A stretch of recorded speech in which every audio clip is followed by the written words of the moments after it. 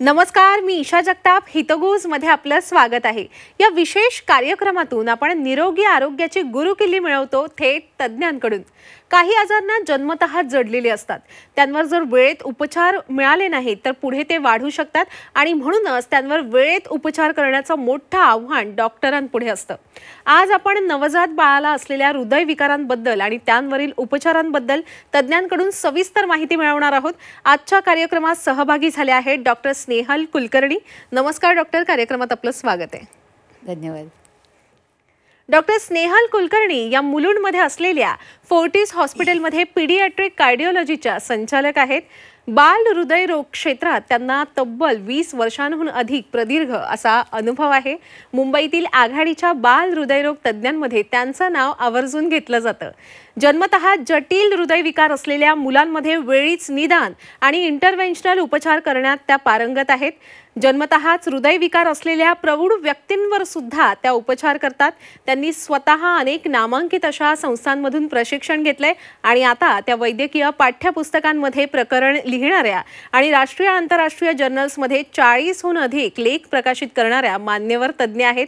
बाल हृदयरोगातील इंटरव्हेन्शनल उपचार, फुफ्फुसातील उच्च दाब आणि प्रौढांमधील जन्मतःच हृदयविकार ही त्यांची प्रमुख कार्यक्षेत्र आहेत। आता आपण अजिबात वेळ न दवडता त्यांच्याशी चर्चेला सुरुवात करूया। मॅडम, आपण मुलुंडमध्ये असलेल्या फोर्टिस हॉस्पिटलमध्ये कार्यरत आहात। इथे जन्मतःच जे हृदयविकार असतात बाळांमध्ये, त्यांवर नेमके कसे उपचार केले जातात? आता आमच्याकडे ही जी मुलं येतात ना, ती जवळजवळ काही वेळेला जन्मतःच म्हणजे काही तासांपासून आमच्याकडे अशा मुलांवर उपचार केले जातात। म्हणजे ते आपल्या इकडेच जन्मलेली बाळं असतील? असं नसतं। इनफॅक्ट आमच्याकडे जन्मलेली मे बी 5-1% असतील, पण बाहेरच्या शहरांमधनं, इव्हन छोट्या तालुक्यांमधनं आणि खेड्यांमधनं आलेली सुद्धा ही मुलं असतात। अच्छा। आणि मग आल्यानंतर आम्ही त्यांचं संपूर्ण निदान करतो। सगळ्यात महत्त्वाची गोष्ट त्यांची इकोकार्डिओग्राफी म्हणून तपासणी असते, त्याच्यामध्ये आमचं सर्व त्यांचं निदान होऊ शकतं। आणि जर गरज पडली तर आम्ही पुढच्या पण काही निदान पद्धती, म्हणजे ज्याला CT स्कॅन म्हणतो, MRI म्हणतो किंवा कार्डियक कॅथेटरायझेशन, अँजिओग्राफी म्हणतो, अशाही तपासण्या आमच्याकडे आम्ही करतो। खरं तर ना, प्रौढांमध्ये सुद्धा या सगळ्या तपासण्या करायचा असा सल्ला डॉक्टरांनी दिला की आपल्याला धडकी भरते, आता निकाल कसा येईल। आणि लहान बाळांमध्ये या सगळ्या तपासण्या आपण करता, अर्थात आपल्या फोर्टिस हॉस्पिटलमध्ये अत्यंत सुसज्ज अशी सुविधा असेल ना? नक्कीच। सगळे आमच्याकडे ज्या काही या निदान पद्धती लागतात त्या सगळ्या आमच्याकडे उपलब्ध आहेत। कोणकोणत्या सविस्तरपणे सांगू शकता? सगळ्यात महत्त्वाची, जेव्हा कुठलंही बाळ आमच्याकडे एक ज्याला हार्ट डिफेक्ट किंवा जन्मजात हृदयाचा विकार आहे असं सस्पेक्ट केलं जातं, तेव्हा पहिली गोष्ट आम्ही त्यांची डिटेल इकोकार्डिओग्राफी करतो। त्याच्यामध्ये म्हणजे हा आपण जो अल्ट्रासाऊंड करतो, पोटाचा करतो किंवा बाकी भागांचा करतो, तसा हा हृदयाचा अल्ट्रासाऊंड असतो। अच्छा डॉक्टर, खरं तर आपल्या बाळावर शस्त्रक्रिया होणार आहे किंवा आपल्या बाळाला हृदयविकार आहे हे कळताच पालकांना प्रचंड चिंतेत येत असतील ते। बरं, ते चिंतेत येतात आणि मग नंतर तुम्ही त्यांना जे उपचार पद्धती, आता ज्या तपासण्या सांगितल्या त्या ऐकून आणखी त्यांची चिंता वाढत असेल, त्यांना आपण भावनिक आधार कसा देता? ॲक्च्युली सगळ्यात काय होतं माहिती आहे का, जेव्हा एखादं बाळ जन्माला येतो आणि आम्ही त्यांना सांगतो की त्याला खूपच गुंतागुंतीचा हृदयाचा आजार आहे, तर पहिली गोष्ट असं असतं की डिनायल, ज्याला आम्ही म्हणतो की माझ्या बाळाला हे होऊच शकत नाही। तर त्यांना खूप वेळेला आम्हाला, ज्याला आम्ही कॉन्फिडन्समध्ये घेऊन पुन्हा पुन्हा हे सगळं समजावून सांगायला लागतं की हे अशा प्रकारचे प्रॉब्लेम्स मुलांमध्ये होऊ शकतात, त्याच्या उपचार पद्धती काय आहेत आणि आम्ही कशा प्रकारे त्यांचं ट्रीटमेंट करणार आहोत आणि त्याच्यानंतर त्याचं काय होईल। हा सगळ्यात पालकांना सगळ्यात मोठा धक्का असतो की आत्ता तुम्ही केलं तर त्याचा धोका किती आहे करण्यामध्ये, एखादी शस्त्रक्रिया करण्यामध्ये। आणि आता तुम्ही 10 दिवसाचा किंवा 1 महिन्याच्या बाळावर शस्त्रक्रिया करता तर पुढं त्याचं आयुष्य कसं जाईल? बरोबर। तर हा सगळ्या पालकांना खूप मोठा प्रश्न असतो आणि त्यांच्याशी खूप वेळेला बोलावं लागतं। आणि बरेचदा फॅमिलीमध्ये कसं असतं, आई वडील असतात, आजी आजोबा असतात, बरेच फॅमिली मेंबर्स असतात आणि ते पुन्हा पुन्हा सांगूनच त्यांच्याशी आम्हाला संवाद साधावा लागतो। अगदीच। आणि आपण जे मगाशी सांगितलं की आपलं फोर्टिस हॉस्पिटल हे सुसज्ज आहे वेगवेगळ्या सुविधांनी, आता तिथे अनेक ज्या ॲडव्हान्स अशा ट्रीटमेंट केल्या जातात त्या सुद्धा उपलब्ध असतील ना? सगळ्या, म्हणजे आमच्याकडे मी म्हटलं ना की न्यूबॉर्न म्हणजे काही तासांची सुद्धा मुलं आमच्याकडे येतात। आणि काही वेळेला असं होतं की आम्हाला असं, ज्या आपण प्रेग्नन्सीमध्ये आम्ही स्कॅन्स करतो त्याच्यामध्ये आम्हाला काही वेळेला समजून येतं की या मुलांमध्ये सिरियस प्रॉब्लेम हार्टचा असू शकतो, तर त्यांची डिलिव्हरीसुद्धा आम्ही फोर्टिस हॉस्पिटलमध्येच करतो। म्हणजे जन्मल्या क्षणापासून आम्हाला त्यांचे उपचार करता येतात। आता ना वेगवेगळ्या आजारांना रोबोटिक उपचार पद्धती केली जाते. लहान बाळांवर सुद्धा करतात रोबोटिक नाही, उपचार? रोबोटिक उपचार आम्ही लहान बाळांमध्ये नाही करत. तर त्याच्या उपचार पद्धतींमध्ये असं असतं की काही वेळेला आम्ही बिना ऑपरेशनच्या, ज्याला आम्ही ट्रान्स कॅथेटर इंटरव्हेन्शन्स म्हणतो, म्हणजे कार्डियक कॅथेटरायझेशन लॅबोरेटरीमध्ये लहान मुलांचे सुद्धा अँजिओप्लास्टीज होतात. मोठ्याच माणसांचे होतात असं नाही. त्या पद्धती वेगळ्या असतात, त्याचे आजार वेगळे असतात. पण काही उपचार पद्धती आमच्या अँजिओग्राफी, अँजिओप्लास्टी अशा पद्धतीनं सुद्धा होऊ शकतात. पण त्या जवळजवळ मी म्हणेन 25% मुलांमध्ये होतात. पण जवळजवळ 75% मुलांना कुठल्या तरी ऑपरेशनची, सर्जरीची गरज लागतेच.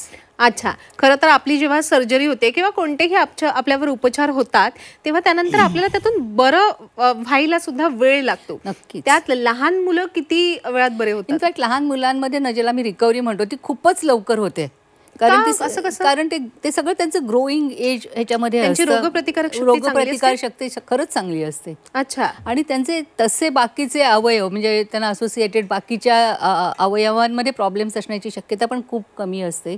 आणि त्याच्यामुळे त्यांची रिकव्हरी खरं तर मोठ्या माणसांपेक्षा खूपच फास्ट होते. अच्छा, पण मग आपल्याकडे कशी काळजी घेतली जाते ते डिस्चार्ज होईपर्यंत सुद्धा आणि डिस्चार्ज झाल्यानंतर सुद्धा? कसं असतं माहिती आहे का, हे जे आम्ही लहान मुलांच्यावर उपचार करतो ना, त्याला आम्ही म्हणतो की सगळ्या क्षेत्रातले एक्सपर्ट लोक, ज्याला मल्टीडिसिप्लिनरी अप्रोच आम्ही म्हणतो. म्हणजे मी हृदयरोग तज्ञ आहे, मी त्याचं निदान व्यवस्थित करणं महत्त्वाचं आहे. त्याच्याबरोबर माझ्याबरोबर सर्जिकल टीम असते, त्यांनी ते ऑपरेशन बरोबर करणं हे तेवढंच महत्त्वाचं आहे. या लहान मुलांना, म्हणजे 2.5 ते 3 किलो वजनाच्या मुलांना योग्य पद्धतीनं भूल देणं, म्हणजे आम्हाला त्या पद्धतीचे सुद्धा भूलतज्ञ लागतात. आणि नंतर ऑपरेशन नंतर त्यांची ICUमध्ये काळजी घेण्यासाठी ज्याला आम्ही इंटेन्सिव्हिस्ट म्हणतो लहान मुलांचे, त्यांची पण खूप मोठी त्याच्यामध्ये मदत लागते. आणि हे सोडून हे ICU manage, intensive care unit manage करण्यासाठी ज्याला आम्ही नर्सेस म्हणतो, त्या अतिशय चांगल्या ट्रेन नर्सेस पण असणं खूप महत्त्वाचं असतं. कारण त्याला मी सर्जिकल सक्सेस म्हणतो ॲट द एंड, ते त्या ट्रेन नर्सेसवर खूप अवलंबून असतं. मॅडम, आपल्याला या क्षेत्रात 20 वर्षांहून अधिक अनुभव आहे. मी सुरुवातीला सांगितलं आपल्या प्रेक्षकांना, आपल्या या सगळ्या कारकिर्दीत म्हणजे आपल्या आठवणीतली नाही मी म्हणणार, पण एखादी अशी फार जटिल शस्त्रक्रिया आणि त्या शस्त्रक्रियेतून आपण बाळाला बाहेर काढलं, त्याला जीवनदान दिलं, असं एखादा अनुभव आमच्याबरोबर शेअर करा. म्हणजे खूपच काही काही वेळेला तर आम्ही असं बघितलं की 12व्या दिवशी बारसं चालू असतं आणि तिथे ते बाळ सिरियस होतं आणि तिकडनं आमच्याकडे लगेच मुलं घेऊन येतात, कारण त्या बाळाला इतकी धाप लागलेली असते. आणि अशा पद्धतीनं लगेच इमर्जन्सी त्यांच्यावर शस्त्रक्रिया करून ती मुलं जवळजवळ पूर्ण नॉर्मल होतात. ही आमची नेहमीची उदाहरणं आहेत. ॲक्च्युली एकदा काय झालं माहिती का, एक मुलगी माझ्याकडे फक्त फिटनेससाठी घेऊन आली. तर बरेच वेळेला मुलं स्पोर्ट्ससाठी वगैरे ते पेरेंट्स फिटनेससाठी घेऊन येतात. आणि मी तिला सहज विचारलं, तिची पण खूप गुंतागुंतीची शस्त्रक्रिया, ती साधारण 2 महिन्याची असताना आमच्याकडे झाली होती. बराच दिवस ती हॉस्पिटलमध्ये राहिली, कारण खूपच गुंतागुंतीची प्रॉब्लेम होता तो. आणि मग तिला मी विचारलं, तुला फिटनेस कशासाठी पाहिजे? तर तिच्या वडिलांनी सांगितलं की ती इंडियन ऑलिम्पिक टीममध्ये रिदमिक जिम्नॅस्टिक्ससाठी सिलेक्ट होते, तर तिच्यासाठी तुम्ही फिटनेस द्याल का? अच्छा. आणि वय काय होतं तेव्हा? ती जेव्हा माझ्याकडे आली तेव्हा साधारण 12-13 वर्षाचं वय होतं. आणि तिची शस्त्रक्रिया केली तेव्हा ती 1-2 महिन्याची मुलगी होती. आणि माझा स्वतःवर विश्वास बसेना की ह्या लेवलला ही मुलगी आलेली आहे. आणि तिला मला फिटनेस द्यावा लागला, कारण ती नॉर्मलच होती. म्हणजे अतिशय सर्वसामान्य असं जीवन जगू शकतात लहानपणी जरी हृदय. फक्त त्याच्यामध्ये एक महत्वाची गोष्ट अशी आहे की त्यांनी त्या वेळेमध्ये येऊन ती शस्त्रक्रिया करावी लागते. बरोबर आहे. बरेचदा काय होतं की आपले बरेचसे पेशंट खेडेगावातनं, तालुक्यातनं येतात, त्यांना काही वेगवेगळे ॲडवाइसेस दिले जातात. आणि ती जर त्या वेळेमध्ये आले नाहीत तर मग ती गुंतागुंतीची शस्त्रक्रियेमध्ये पुढे पण आणि काही कॉम्प्लिकेशन्स होऊ शकतात. त्यामुळे खरं तर हे वेळेत निदान होण्यासाठी सुद्धा आपल्याकडे ॲडव्हान्स अशी उपचार पद्धती असणं आवश्यक आहे. फोर्टिस हॉस्पिटलमध्ये कसे केलं जातं निदान? आता काय होतं माहिती का, जेव्हा आम्ही म्हणजे मी म्हटलं तसं मेजर मोठी जी हॉस्पिटल्स आहेत की जिथे अशा प्रकारच्या ट्रीटमेंट्स होऊ शकतात, ती सगळी मोठ्या मोठ्या शहरामध्ये आहेत.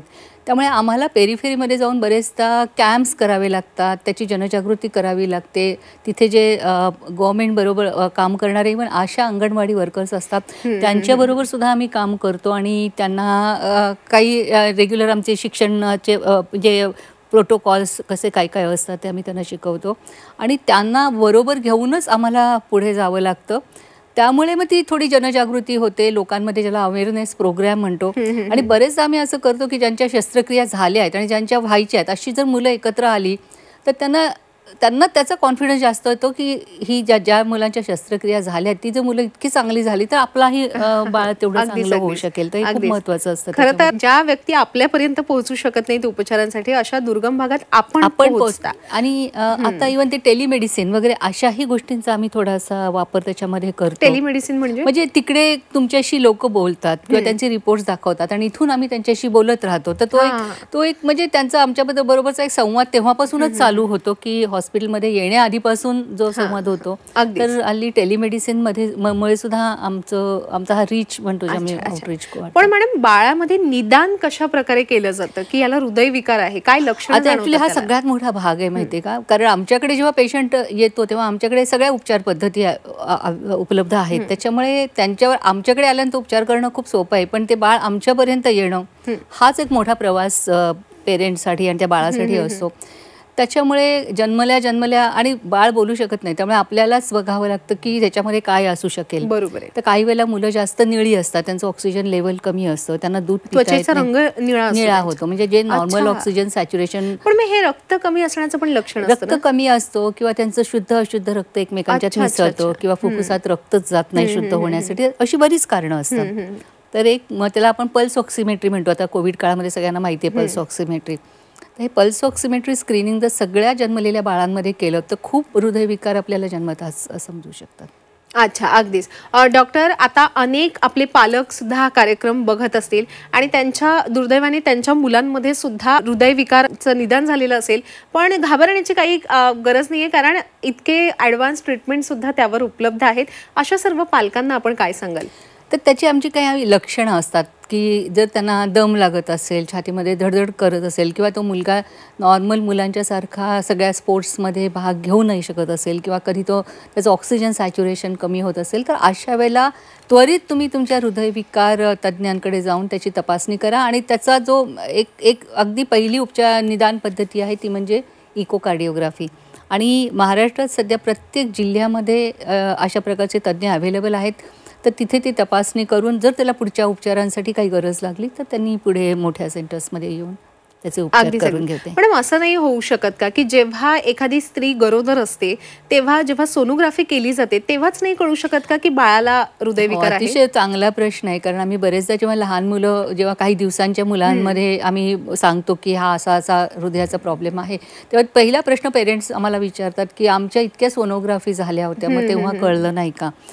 तर कळू शकतं, म्हणजे अगदी 100% निदान नाही झालं तरी अशा त्याच्यामध्ये हृदयविकार असण्याची शक्यता आहे. हे आम्हाला कितव्या महिन्यात हे कळू शकतं? हे साधारण 5 ते 6 महिन्यामध्ये जी सोनोग्राफी करतात त्याच्यामध्ये कळू शकतं. आणि त्याचा सगळ्यात मोठा फायदा काय, काही वेळेला जन्मल्या मुलं खूप सिरियस होतात आणि आपल्या लांबच्या गावातून तिथेपर्यंत येण्यासाठी सुद्धा तेवढा वेळ त्यांना असत नाही. तर अशा वेळेला आम्ही त्या डिलिव्हरी ज्या आहेत त्या आमच्यासारख्या म्हणजे ज्या सेंटर्समध्ये सगळ्या सुविधा आहेत अशा ठिकाणीच करतो. म्हणजे जन्मल्या तासापासनं आम्हाला बाळाची काळजी घेता येईल. आणि मग त्याच्यामुळे जो काही आम्ही सर्जरी करू किंवा इतर काही उपचार करू त्याचा रिझल्ट चांगले येण्याची शक्यता खूप चांगली. खरं तर ना आपण केवळ जीवनदान नाही देत बाळांना, तर समाजोपयोगी कार्य करते. जे काही आपण सांगताय त्यावरून लक्षात येते हे. डॉक्टर, जेव्हा मी मगाशी जसं म्हटलं की जे लोक तुमच्यापर्यंत पोहोचू शकत नाही त्यांच्यापर्यंत तुम्ही पोहोचता, त्यांच्यासाठी आपण आणखी कोणकोणते उपक्रम राबवता? म्हणजे जे आम्ही म्हणतो हे टेलिमेडिसिन्स किंवा त्या इव्हन आशा आणि अंगणवाडी वर्कर्स आहेत ना, त्या सगळ्यात पहिल्यांदा पेशंट्सला किंवा कुणालाही जन्मलेल्या बाळापर्यंत पोहोचू शकणाऱ्या त्या व्यक्ती आहेत आणि त्यांचं सारखं मार्गदर्शन करत राहणं हे सगळ्यात महत्त्वाचा टप्पा आहे असं मला वाटतं. त्यामुळे एकदा असं निदान झालं की लगेच त्या एखाद्या ठिकाणी की जिथे त्याची पूर्ण तपासणी होऊ शकेल आणि निदान होऊ शकेल अशा ठिकाणी ते घेऊन येतात आणि त्यानंतर ते जिथे त्याच्यावर उपचार होतील अशा ठिकाणी ती बाळ येतात. तर हा सगळ्यात महत्त्वाचा आहे. आणि या सगळ्या उपचार पद्धतींमध्ये मोठी आव्हानं काय असतात? सगळ्यात मोठं आव्हान म्हणजे आम्हाला त्या पालकांना समजावून देणं की हा असा प्रॉब्लेम आहे आणि ह्याच्यानंतर ते बाळ नॉर्मल होऊ शकेल. सगळ्यात दुसरा मोठा प्रॉब्लेम आपल्याकडे होतो की ह्याचा खर्च किती होईल हा खूप म्हणजे. आणि ह्या ज्या लहान मुलांच्या मध्ये ज्या गुंतागुंतीच्या शस्त्रक्रिया असतात त्याची इन जनरल कॉस्ट जास्त असते, कारण त्याच्यासाठी मी म्हटल्याप्रमाणे मल्टीडिसिप्लिनरी टीम लागते. अगदी अद्ययावत उपकरणं लागतात आम्हाला ते सगळं निदान करून उपचार करण्यासाठी. तो पालकांच्या मध्ये खूप मोठा आणि याच्यात आपण असं नाही ना करू शकत की स्वस्तात परवडतील ते उपचार. नाही असं नाही फार करू घातक ठरू शकत. शकतात. आणि त्याच्यामुळे आमच्याबरोबर जेव्हा मी काम करतो तर बऱ्याच स्वयंसेवी संस्था, खूप चॅरिटेबल ट्रस्ट, ऑर्गनायझेशन्स आमच्याबरोबर काम करतात. आणि आम्ही असं बघतो की आमच्या दारापर्यंत जर एखादं बेबी आलं आणि आम्हाला जर ते ट्रीट करता येणं शक्य असेल तर आम्ही सगळे प्रयत्न करून ते कसं करता येईल ह्याचा नेहमी विचार करतो. आणि ह्या सगळ्या आमच्या प्रवासामध्ये आम्हाला खर्च कसा वाचेल हे सुद्धा आपण खर्च वाचेल पण, आणि जर लागला तर आपल्याला कुठून मिळू शकेल.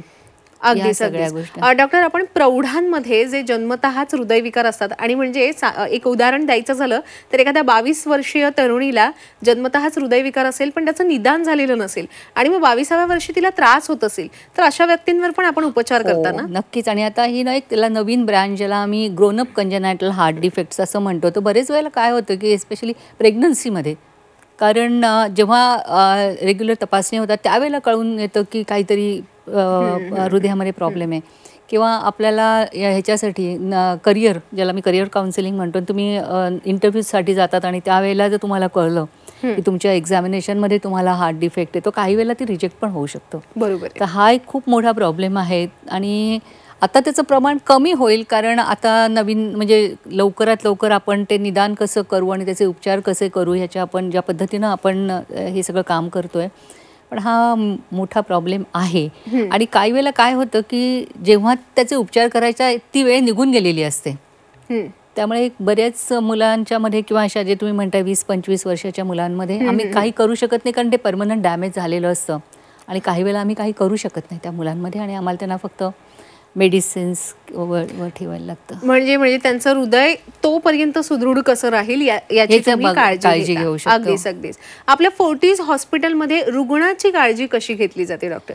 आता आमच्याकडे जी रुग्ण येतात म्हणजे आम्ही सांगितल्याप्रमाणे, आणि त्यांचं ज्या पद्धतीनं निदान करायचं ते करून आम्ही उपचार पद्धती चालू करतो. आणि एक मेजर प्रॉब्लेम येतो बाहेरनं जेव्हा इंटिरियर्समधनं जेव्हा पेशंट्स येतात त्या पालकांनी राहायचं कुठे, हा पण एक खूप मोठा प्रॉब्लेम असतो.